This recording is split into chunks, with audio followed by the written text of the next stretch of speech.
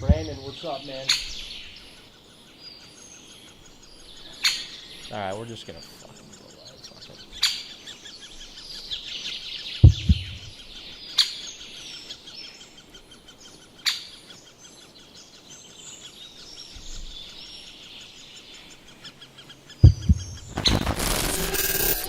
Ladies and gentlemen, what is up? Braxton and Sawyer Outdoors already on here from YouTube. What's up, fellas? Appreciate you joining us.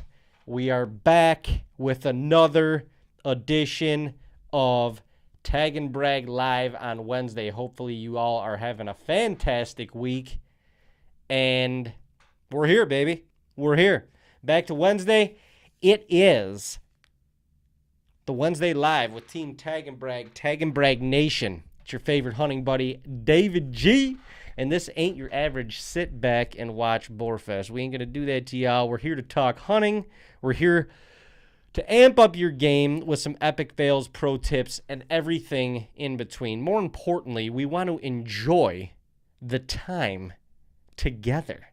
We want to bring the outdoors, in our case right now, inside, and we want to enjoy that time together. That's what this is all about. So, tonight, we got a fantastic show lined up for you tonight. We are hitting you off first with the hunting headlines, taking you into a deeper dive in some of the news throughout the hunting industry. We've got another trail camera treasures stream lined up, so we're going to be checking out some trail cameras and reacting to that, and we have two new segments that we're going to be doing. We're going to be doing an archery alley segment on the Total Archery Challenge, which your boy is going to be heading north up to Crystal Mountain to this weekend, and I'm pretty excited about that. And then we've got a hunt of the week.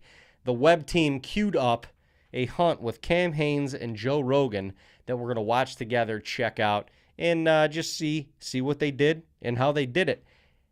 And I've never seen this hunt before, which is pretty shocking to me. We also may throw some things in there that are unexpected. I don't know. You don't know. Sometimes this rolls off the cuff, and we just roll with it. So, media team, all caps media, is in here. Hello, Peter. So, little housekeeping prior to getting started. We've got a new website that we just launched. TAGNBRAG.co. We've got some cool new apparel on there. And we've got some hats. The old Richardson hats. OG Tag and Brag logo on there. And there's a bunch of different colors on there. Actually, colors that we've never had in stock before. So head on over to TAGNBRAG.co. Check those out. We also got a Flex Fit Tag and Brag logo on the front. The script on the back. Bunch of different colors in that as well. Some cool earth tone hunting colors for that, which is sick. And we got a couple different lines of actual apparel on there. A hoodie, very sleek, very simple. Little Tag and Brag up here, logo on the back. Badass. Same thing with the t-shirt. Starting simple right now, just kind of getting into the flow of things. So, if y'all would, go on to our website, TAGNBRAG.co. Check out some of the new apparel, some of the new things that we're going to be having on there. That's going to kind of be the hub, the portal for all this stuff. So we invite you to go on there and check it out. Thank you in advance for that. We also have memberships. The media team just reminded me of. We have memberships that you can get involved with a bunch of different tiers of cool stuff. Behind the scenes footage, really never before seen vlogs and kind of, just secretive stuff. Signing up for our Discord so that we can chat readily on there as we are going throughout hunting season and stuff, and much, much more. There's going to be a lot of cool stuff within our memberships that we have to offer you guys, and we are so excited about that. So, TAGNBRAG.co. I don't know how many times I've said it. I'm not going to say it enough tonight. TAGNBRAG.co, the new website. Would love to have you check that out. And without further ado, we're going to dip right into the hunting headlines. All right, folks, I'm right side up, and that is very good. But what isn't good is the fact that my screen is black. But we're going to fix that right here, right quick. Hang on 1 second. You know, the technical difficulties, they never seem to disappoint us.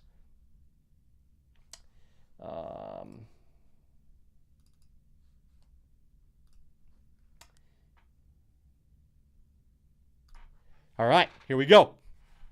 We're back. So, let's see what we got here. One night's illegal escapades.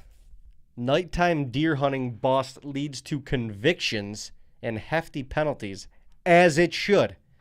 Nighttime deer hunting. All right, so Dublin County, North Carolina, 2 men have been found guilty in a case of illegally spotlighting and killing 15 deer in Dublin County back in November.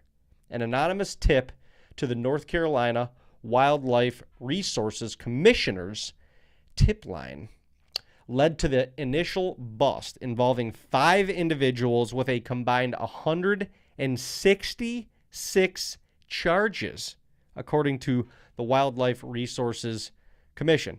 Now, let's just stop right there. Okay. You guys are driving around. You're spotlighting deer in the middle of November, probably blasting them out of the door or out of the window of a vehicle. And that's supposed to be fun. Has anyone in this group before ever experienced sitting in a tree stand in November? Why would you ever want to take that away from yourself? Why?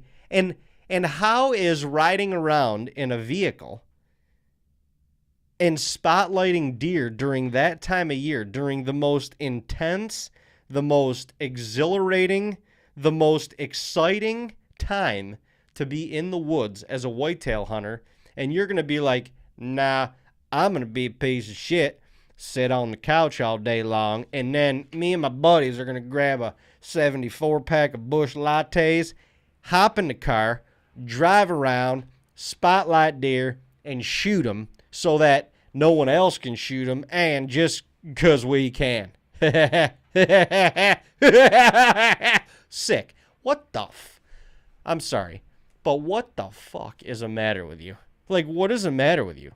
Dylan Scott of New Hanover County and Nicholas Rackley of Dublin County were ordered to pay $9,030 in replacement costs for illegally killing the deer in Dublin County. It's a big penalty we hope sends a strong message, says Captain Chad Arnold, who heads NCWRC's investigative unit and NC Wildlife Tip Program. We typically don't see punishments like this, but we also typically don't find individuals who kill 15 deer in one night's illegal escapades. Yeah, I mean, no kidding. Lay the hammer on these fuckers. Lay it down on these fuckers. Make an example of them. This is ridiculous. Like, this is definitely part of the reason why, as an outsider looking in, hunters have a bad name. Why wouldn't they? Like, this is not hunting. This is not providing. This is straight up killing. This is just murdering animals for whatever reason that you feel is your reason, and then you put yourself above the law over anybody and everybody and think that it's okay. So screw these assholes. Come down on them. There are more than 200 sworn full-time wildlife law enforcement officers across North Carolina. They have the authority to arrest for state and federal violations, including any criminal offense committed in their presence. Officer Ty Walker is one of them. With a year and a half on the job, preparing to spend his first full summer out on the area lakes with the law enforcement division. I hunt, fish, and I'm big into conservation, and I just want the future generation to be able to enjoy the outdoors the same way I have. God bless you, Ty Walker. I feel like this job is a good way to kind of give back and try to do my part in ensuring that happens. You know what? That is exactly right. We're trying to preserve these resources, God's renewable resources, for the next generation. And you got ass clowns like this driving around whacking 15 deer in one night. That is ridiculous. Lay the hammer down, $9,000 fine, throw them in the slammer for a little bit, get them out of here. Whatever you do, get out of here. Bye-bye. Nobody likes you. See you later. That's what I think. I don't know what you guys think, but that's what I think. That's what I'm talking about, Pete. So, yeah, fuck that. I don't like it. I don't want to hear about it.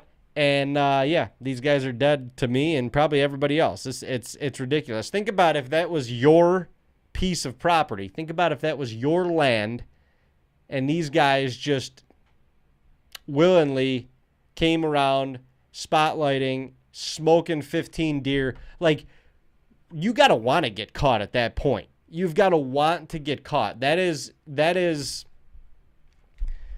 inexplainable and unexcusable. That's what that is. So, fuck those guys. All right. Let's see what we got here next. Managed public hunting now accessible in 6,600 acres. Oh, managed public hunting now accessible in 6,600 acre area between Casper and Laramie. Okay, Casper, Wyoming. Following a decade-long project to open up public hunting access to a growing wildlife habitat, 6,600 acres of combined public and private land are officially conserved and accessible for elk hunting, according to the release of the Rocky Mountain Elk Foundation. A collaborative effort between the Rocky Mountain Elk Foundation and the Wyoming Game and Fish Department and a vested ranching family now allows greater public hunting access to elk in Wyoming's Elk Hunt Area 7 between Casper and Laramie, an area with an ever-growing elk population. This is great to hear. This is wonderful to hear. 6,600 new acres for the public to hunt in Wyoming. Should have put in for a Wyoming tag this year. In the release, Rocky Mountain Elk Foundation President and CEO Kyle Weaver said that the foundation owned Mule Creek Ranch within the Hunter Management Area for 2 years while it was assessed how to best conserve and manage the area and its wildlife. Now we're happy to announce a solution incorporating conservation-oriented grazing management and hunting access in coordination with elk movements and nearby ranches. Good shit. Game and Fish Land Branch Chief Roy Weber said in the release that the effort would also not be possible without funding provided by the Wyoming Wildlife and Natural Resource Trust, the Knobloch Family Foundation, and the Rocky Mountain Elk Foundation itself. The Mule Creek Ranch project is a shining example of why a successful effort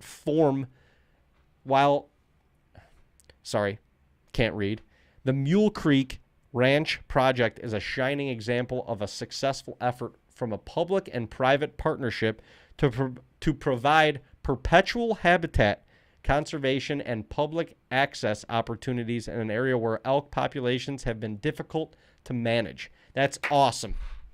Bravo to everybody involved. Bravo to everyone involved. That is awesome. It's perpetual, into perpetuity. That's forever. It can't be changed. Amazing. Amazing. Preserving wildlife, preserving the elk, allowing people to access to hunt it. That is freaking awesome. Bravo, everyone. Bravo. That's fantastic. Let's give a round of applause. Hell yeah. Amazing. And you know what? I mean, I might as well apply for a tag from Wyoming, right? Just help them out. Shoot a bull. Bring home some steaks. Probably should. All right, moving on. From the Cowboy State Daily. Wood hunting grizzlies make bears fear humans more? Now, we talked a little bit about bears last week. Bears do scare me a little bit, especially grizzlies or brown bears. Massive, unpredictable creatures, and very elusive, might I add. And if wherever they're hunted, it's a very select hunt, at least to my knowledge. Probably a lot of years of putting in for tags, drawing tags. But let's read this little guy. Would hunting grizzlies make bears fear humans more? Do they fear humans at all? Some of them do, maybe. Some of them don't. Look at this big bastard right here. That thing's huge. Friggin' huge. Why would that thing ever fear a human? Even if it had a gun. Just run at him. Eat him. The rifle shots of elk hunters' rifles essentially ringing out like dinner bells for grizzly bears has been a grim humor trope for decades among Northwest Wyoming residents. For bears, the sound of that shot says gut piles and dinner. But what if hunters could buy grizzly bear tags and turn their rifles on the bears? It's been a long-standing argument among those who favor delisting grizzlies that opening hunting seasons for them in Wyoming, as well as possibly in Montana and Idaho, would instill the bears with a healthy fear of humans. So basically, they're trying to say that if we open up a hunting season for them, they got to be scared of us. I don't know if I totally agree with that. Jones lives in the North Fork between Cody and Yellowstone National Park, an area increasingly frequented by grizzly bears. It's his view that while there's no guarantee hunting grizzlies would make them more fearful of humans, it certainly wouldn't hurt. If a bear is being stalked and predated upon in any fashion, it understands there's danger, and that will make bears, particularly a younger bear, more weary in the future. Okay, let's depict that a little bit. So basically what you're saying is now the bears hear the gunshots. They know that the hunter likely shot an elk or a deer or something else that they can essentially eat. So now the bear hears the gunshot. They get curious. They walk towards the gunshot. They stick their nose in the air. They get a little whiff of a gut pile or something else, and they say, I got to go check it out because I'm pretty friggin' hungry. And now, if you allow humans to hunt these bears, then the bears will recognize over time and over generations that they are being preyed upon and they are essentially being hunted. And maybe after years or after generations, they will understand that humans mean danger. So when they hear a gunshot, they go the other way. Dead bears can't teach others. Not everyone buys the notion that grizzly hunting would make them fear people. That includes Andrea Zaccardi, the Victor, Idaho-based Carnivore Conservation Legal Director, that is a title, for the Center of Biological Diversity. Grizzly bears are solitary animals. They don't live in herds like elk or deer or pronghorn, where when you're shooting at them and when they see one of their own die, all of the others learn of that danger. Okay, fair point. With a grizzly bear, if you shoot it, it's not going to go around to teach the other bears that lesson. Jones agrees, at least regarding the individual bears. That's a valid point. If you're really hunting them, the bear only learns by getting killed, and that's not going to get passed on to anybody else down the generational line of grizzly bears. So a greater fear of humans among grizzlies might not be a direct result of seeing other bears getting shot by hunters, he said. But, again, being actively stalked by human hunters could cause a greater sense of dread toward people among bears in general. I got to tell you, I don't know. I don't know if that's going to take a long, long time in order to actually happen. Like, that's going to take a long time and a lot of bears and a lot of people to be stalking other bears and people or whatever in order for that to actually come to fruition, just in my humble opinion. But to each their own. After all, a dead bear cannot learn to be fearful of people. In the big scheme of things, access to human foods is one key reason why bears may become less weary of humans. So reducing such access would be more effective. Truth. Okay. Grizzly tags could cost up to $7,500. That's insane. You got to really want to shoot a grizzly bear. You got to really want to shoot a grizzly bear for that. And because, once you get the bear, then you got to, what are you going to do? You're not going to not mount the bear or get a rug made or whatever. That's got to be another $1,000, $1,500, $2,000, $4,500, something like that. So, I don't know. That's a lot. I don't know what they're getting at here. I feel like they're overthinking it a little bit. If you want a couple grizzly bears gone, you allow a couple people to hunt them to balance out the herd. Makes perfect sense. I don't know if actually hunting a grizzly bear or stalking a grizzly bear is going to make other grizzly bears weary of humans. I think that's a little bit too far out into left field, but what do I know? All right, moving on. We got one more article, and then we're going to check out some trail cameras. Holy shit. I was nearly killed by a drug cartel while turkey hunting in Mexico. This oughta be good. All right. The cartel attack was so swift, fierce, and definite. Standing in the middle of that highway on 105-degree heat, I was completely helpless. That, my friends, is some scary, scary shit. I will tell you that much. Turkey hunting in Mexico. Now the cartel is hunting you. That's fucked up. All right. With a gun barrel pressed firmly in. Listen to this story already. First sentence has me shook. With a gun barrel firmly pressed into my back, I stood solid. Line up, line up.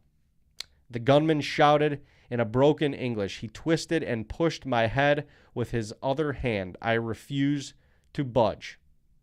If I move to where the man insists, we'll all be killed. I'd rather die here, so at least the blood stained in the middle of the road will be good evidence for anyone who might come looking for us.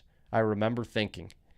It was the spring of 2022, and we were heading out of Mexico's Sierra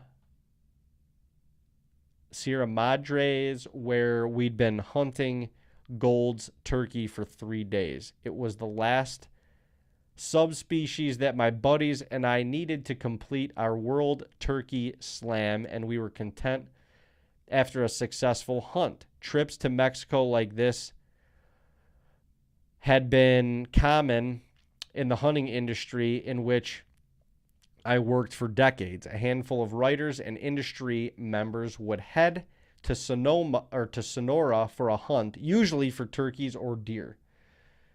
The groups would go with trusted outfitters who experienced shuttling Americans in and out of the country. We'd test out some of the new gear. Everyone would get good stories and nice photos, and then we'd all head home. But this trip would be different.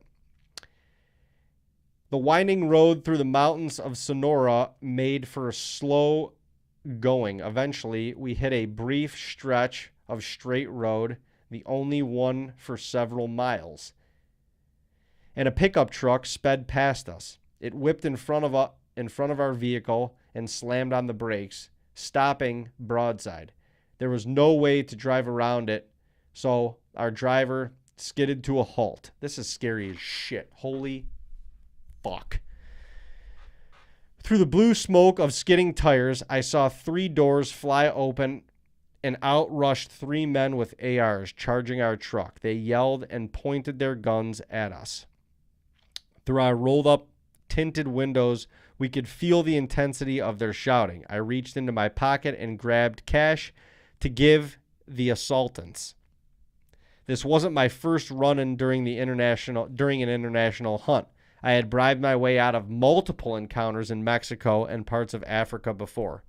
That's insane. Our driver, a local man from wherever, turned off the truck, disengaging the door locks.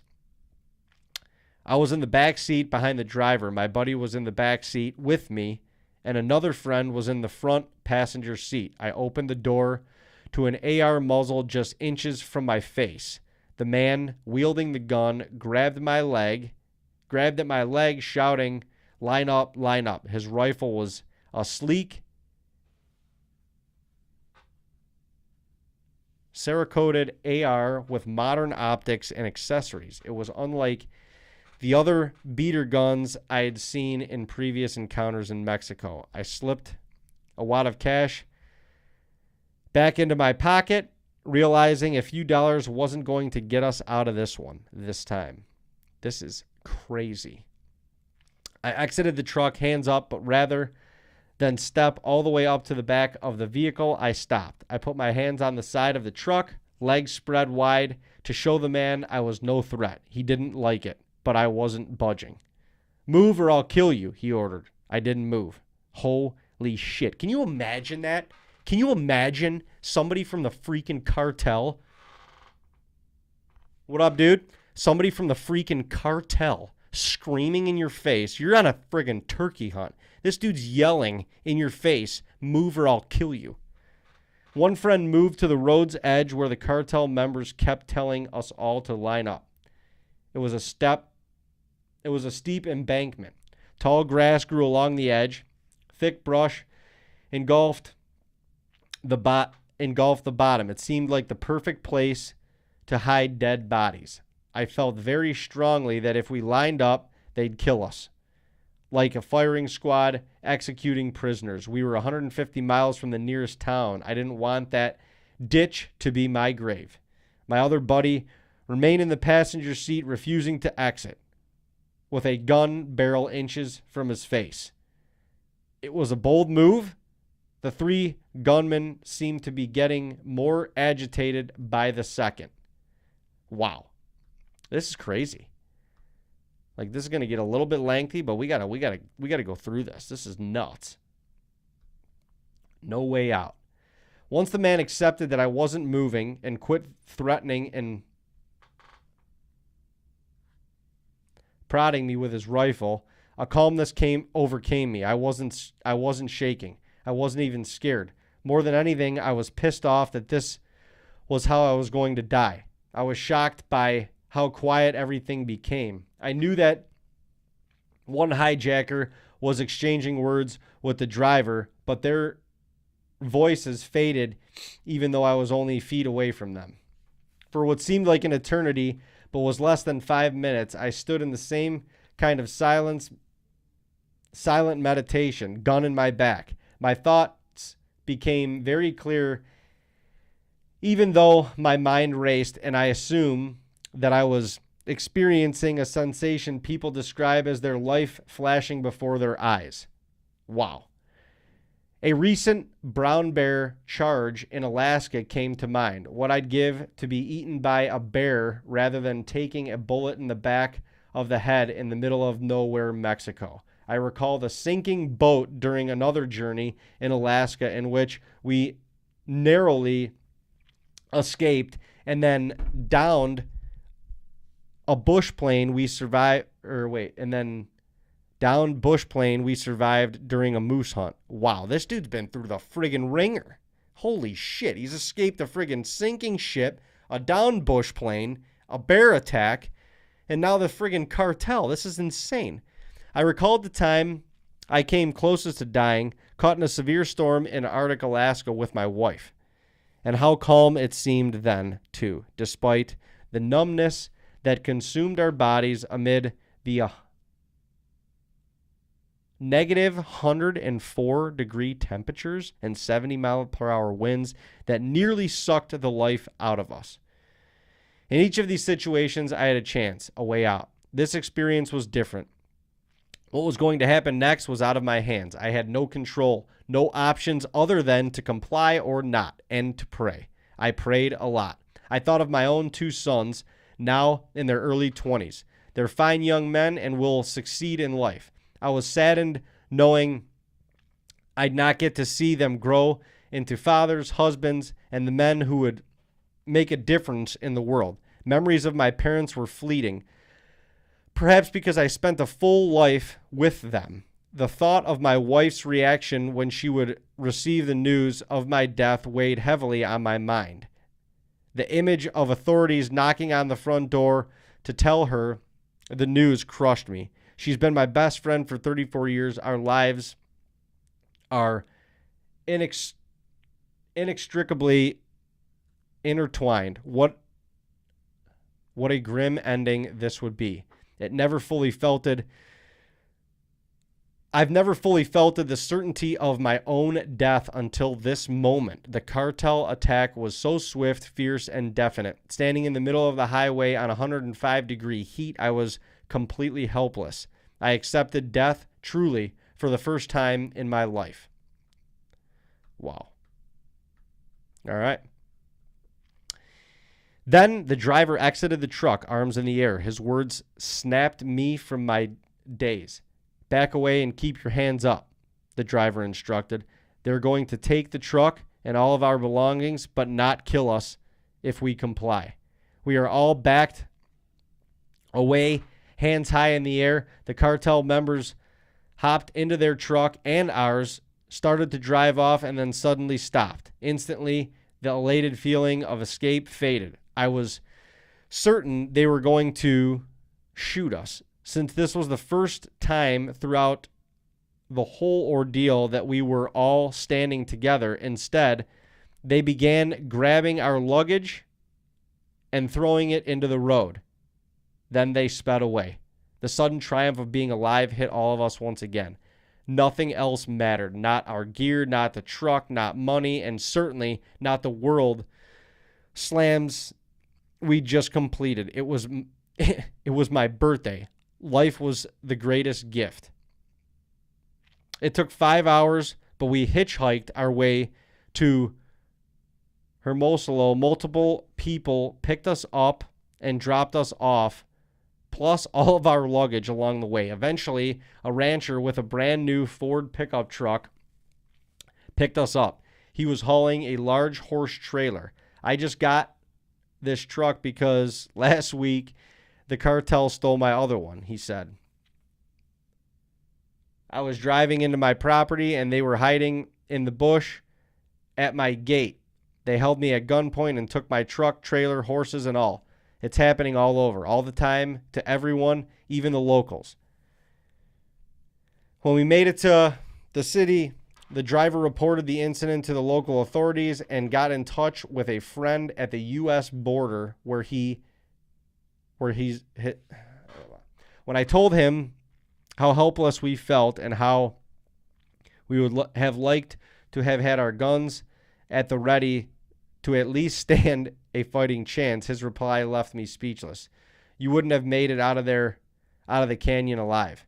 I asked how he knew we were in the hills, a fact that I had not disclosed. They do this in the mountains so the snipers have an elevated vantage point. In any case, anything goes wrong, I can just about promise you that there were snipers on you the whole time. One wrong move and none of you would have made it out alive. Holy shit.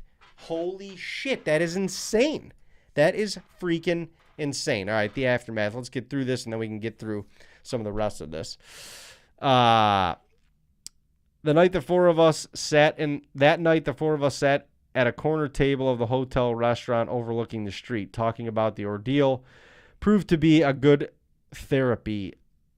We were all seasoned travelers, and one friend was a career military man who has been in battle many years in service. He said this was the only time in his life that he thought that he was going to die. That is, I mean, that's incredible. Holy shit, what a story. Can you imagine that? You're turkey hunting, and all of a sudden, you're just strapped by the cartel on the side of the road, guns pointed at you, and that's all you got. That's all you got. A hope and a prayer. That is out of freaking control. I can't even imagine that. I can't imagine how scary that was, what feelings they had, but wow. Wow. That is nuts. Nuts. Insane. Definitely would not want to be in that situation ever, ever, ever. So, that's that. Now, moving on. Let's hit up some trail camera treasures. Compliments of Bushcraft Nick. Bushcraft Nick. Hey, Bushcraft Nick, thanks for the videos. Let's see what you got here, cuz. Couple of crows bumping peacocks with an eagle. All right, Nick, these are pretty low-key boring so far, not gonna lie. All right, some deer running through the forest. Congratulations. We got shed bucks, maybe? No, those are does. Getting a little frisky. What the hell is that? What is that? It's a fox. Like a demented fox. All right, let's go close to the end and see what we got here, Nick, because this is kind of boring. All right, there's some turkeys in there. Cool, man. That's awesome. Wow, turkeys. All right, really cool. Anything really cool, though, man? Anything really cool? Oh, that was cool. Let's go back to that. A little vocalization from the old coyote. Same buck we've seen 75 times. All right. It's cool. Same buck, I think. Damn, that hawk was kind of chasing that coyote away. That's interesting. Cool. Kind of a cool video. Cool setup. I don't know. This is kind of boring. Not going to lie. I mean, you got to love that. November 8th, 8:52 a.m. Big Bruiser just on his feet. Would love to be there. Love to be there. Little spike buck. Okay. What do you got for us, little spiker? Little one unicorn spiky. All right, that wasn't that cool. You know, Nick, I'm going to have to say,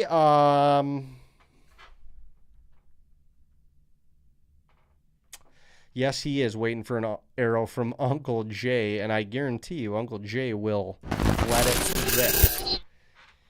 Boy's got an itchier trigger finger than I know what to do with. Oh, my gosh. Okay. Chill. All right, Nick. Thanks for the trail camera stuff. Honestly, not going to lie. You know, those are just kind of normal trail cameras, you know. And there's nothing wrong with that. There's nothing wrong with that. I mean, not everybody can capture really, really, really cool stuff, but those were just kind of normal. So we're going to move on. We're going to go to our... We are going to go to our next segmentation, and that is going to be the archery. We're going to talk a little bit about the total archery challenge. Hope y'all don't mind. I hope you don't mind. I hope you don't mind. All right, so we're going to dive into the Archery Alley Total Archery Challenge. This is one of our rotating segments, but we are going to take a look at 7 Springs 2024. All right, so this is just somebody is Dylan Walling. This was just this past weekend. Already got it up. Hell yeah. Love it. Jeremiah repping the new Rec Broadheads. Sick, brother. Sick going up to Michigan this weekend to be with the Rec Boys myself. All right, so let's see what we got here. Total Archery Challenge 7 Springs 2024, part 1 of many. I mean, hell, this place is stacked with people. Okay, cuz. Okay, cuz.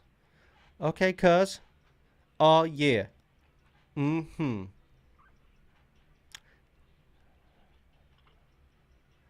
Yeah, boy. This guy's... All right, so... I don't even know what we're watching here. This has got to be more of like a vlog.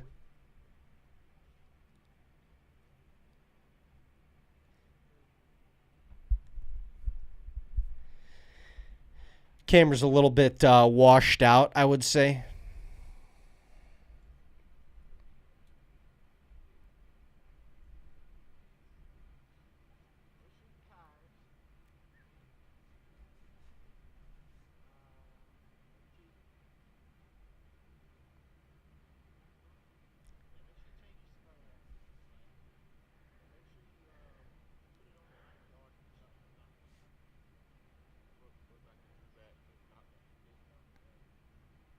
Is it a little windy or is it just me?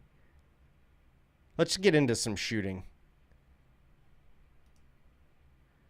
All right, we got an uphill target at a long distance. Okay.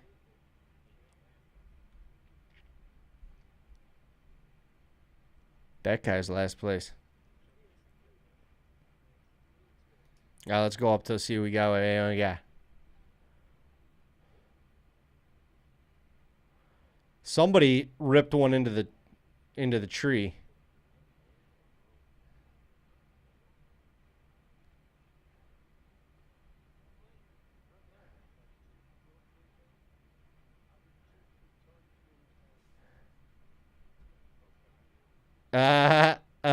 Oh, look at that big bruiser buck.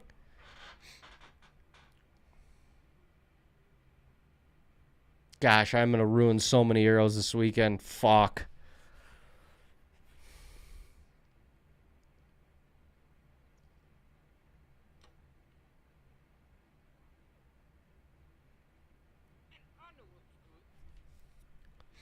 How many subscribers these guys have?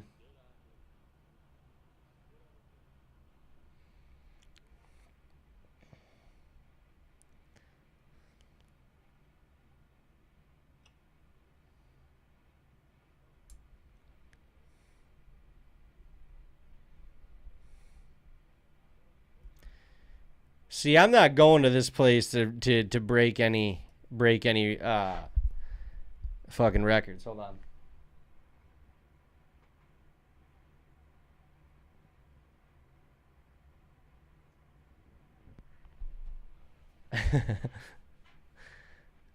These guys. That's a tough target. Got to thread the needle between them two trees. I am going to ruin some arrows this weekend. I mean, come on. That's insane. Just get me between the trees. Just give me some fresh carbon after that shot. I am in a wreck. Shit. See, here's the other thing. You know, the old cut charts and all that stuff, uphill, downhill, whatever you need to be shooting, this, that, and the other. See, I don't have that really dialed in. I got a sight tape on my bow, and that's about it. And if you don't have one of them Sitka harnesses, you're a bitch. You're a bitch. You're the bitch. All right. Thank you for that. That was enough of the Total Archery Challenge. I feel like you could only watch these guys shooting for so long before you're like, all right, I don't know. I don't know, and I don't care. Okay? So, we're going to review a little hunt. We're going to go hunting with Cam and Joe Rogan, Utah elk hunt. Let's get after it to end off this live strong, because your boy has to eat something immediately. He's getting hungry. Let's go. Oh, this should be good. Let's go.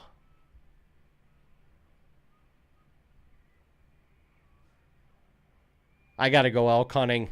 I got to get out there. Can you guys hear this all right? Can you guys hear this? Give me a thumbs up, please. If you can hear their hunt.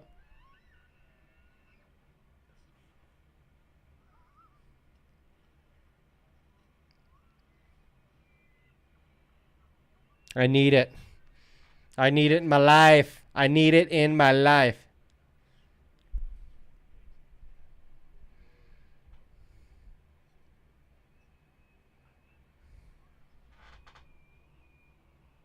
Shit. If you guys can't hear this, this is not as cool. Not nearly as cool anyway. What's happening?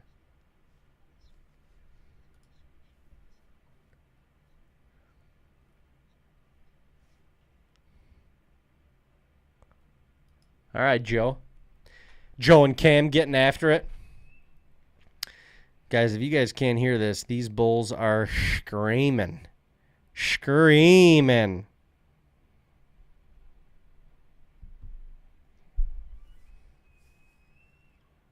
Damn.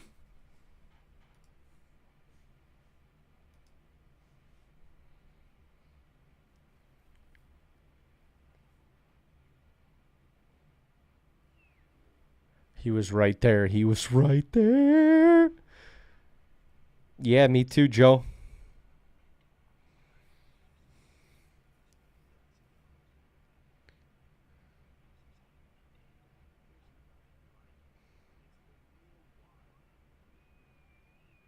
Gosh, that is so awesome.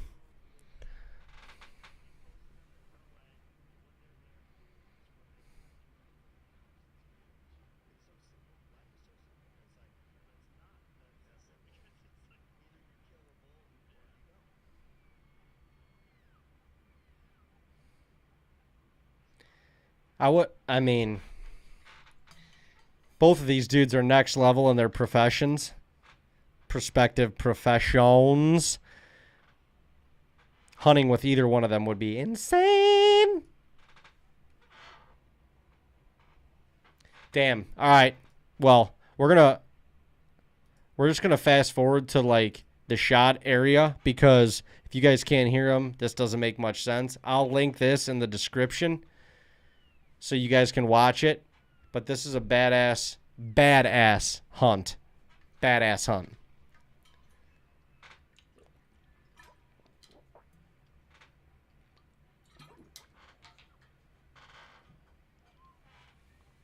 Get him, Joe. Oh, man, that is over the shoulder right there.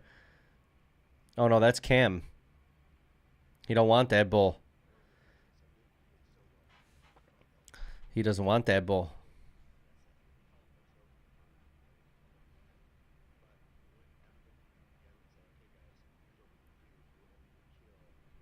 So Cam's basically saying that bull is too small. There's far bigger in there.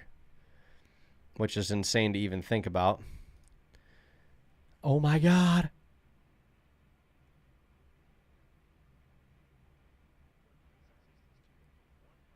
Holy shit.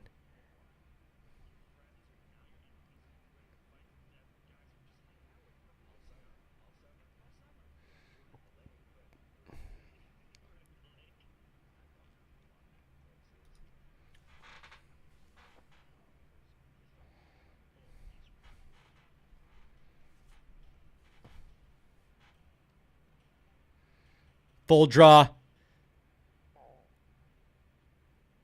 Oh, got him. Got him. Got him. Oh, he's going down.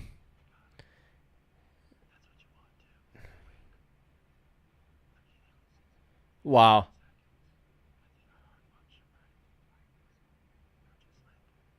That's insane. I need to go. I need to go elk hunting immediately. Immediately. Immediately.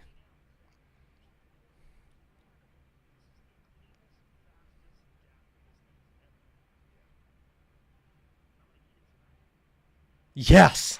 Eat it, Joey. Eat it. All right, guys. Sorry you couldn't hear that. We're going to work on some audio issues for next week so that we can actually watch and enjoy those videos together. That was a sick hunt. Joe Rogan, Cam Haines, fans of both of them. I mean, yeah, I don't know where they were. Let me see. Experience elk before. They were filming with Under Armour, so this has to have been a couple of years. Oh, yeah, 2017. Doesn't say where they were, but, I mean, they were on somewhere pretty special because the amount of elk that they were seeing was absolutely incredible. They were picking and choosing different bulls, and Joe got this massive one when it all came to fruition and stuff. But I've never been out. Well, I've filmed elk hunts before. I've never been the one with the bow in hand, and that is going to happen very, very soon. I can promise you that. It is something I need to experience. It's something I want to experience. It's something that I want to do consistently, and I'm going to do it. I promise you that. So we thank you guys all for hanging out with us tonight. That is a wrap. Tag and Brag Nation. Thanks for joining us on another wild journey tonight. Remember, the stories we share are just the beginning. The great outdoors is a never-ending adventure waiting for your footprints. We can't wait to see you right back here next week when we go through some more hunting headlines, trail camera treasures. Probably going to bring back some camo confessionals next week, and obviously much, much more. Until then, keep living the outdoor lifestyle to the fullest. Don't forget to follow us on Instagram, Facebook, YouTube, and, well, not subscribe to our YouTube channel, but follow us on Facebook, Instagram, X, and TikTok.